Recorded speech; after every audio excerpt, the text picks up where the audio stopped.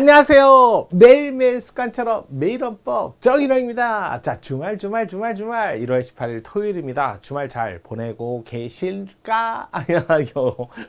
아니면 잘 이렇게 보내실까요? 자, 이제 드디어 이제 조금씩 뭐가 풀려나가는 것 같죠? 이제 어찌됐든 절차를 진행해야죠. 자꾸 도망다닌다고 되는 건 아니잖아요. 정당하면, 당당하면, 그래서 앞서 나가서 돌을 맞더라도 자기의 주장을 하고 정당성을 주장하세요.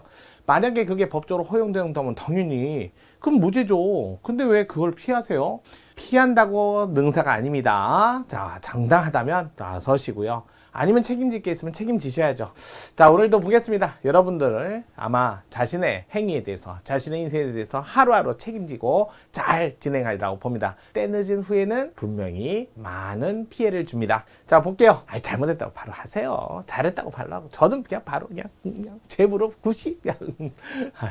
자, 선거관리위원회에 관한 법 우리 좀 볼게요. 요거 많이 안 보잖아요. 헌법에 114조부터 116조는 잘 보시는데 선거관리위원회법 요거 살펴보도록 할게요.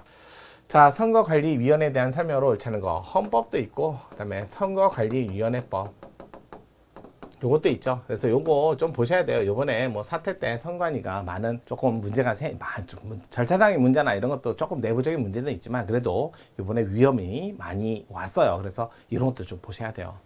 자, 정리하고 갈게요. 선관위원회. 자, 헌법하고 선관위법이 있는데, 자, 일단은 구조상, 자, 우리나라에서 헌법에, 자, 114조부터 116조에 들어왔지만, 이거 헌정사에서 보면 선거관리위원회는 3차 개헌 때 처음 우리나라에 유입이 됐어요. 헌법에.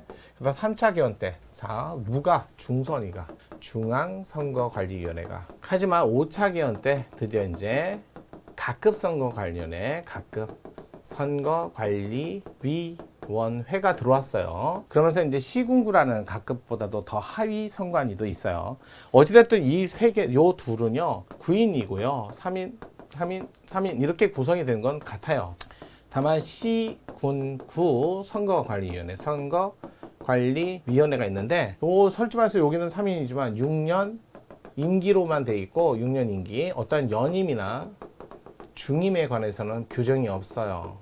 그러니까 다 할 수 있다고 보시면 돼요. 하지만 시군구 선거관리는 3년으로 돼 있고요. 1차에서 중임 연임할 수 있다.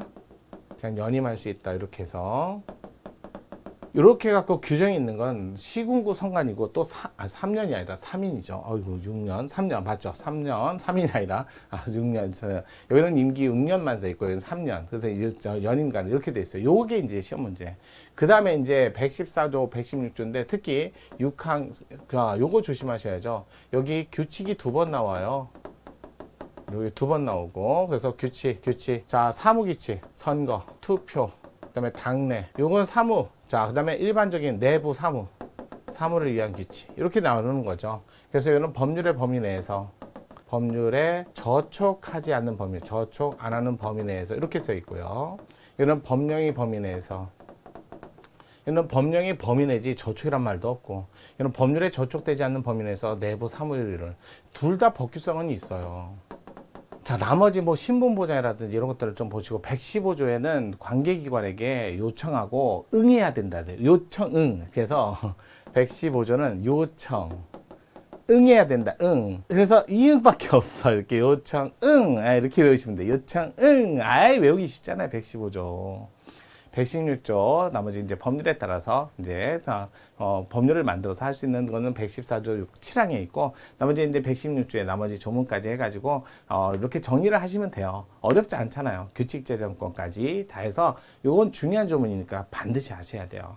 자, 기본적인 내용입니다. 뭐 헌법재판소 당근파. 그래서 강한 신분보장을 받고 있다라는 정도하고, 자, 그 다음에 선관위원회 위원장은 호선으로 뽑지 대통령이 임명하지 않습니다. 그래서 위원장은 인사청문도 받지 않고, 그 다음에 국회 동의도 필요 없어요. 그냥 호선이에요. 대통령도 임명 안 하니까요.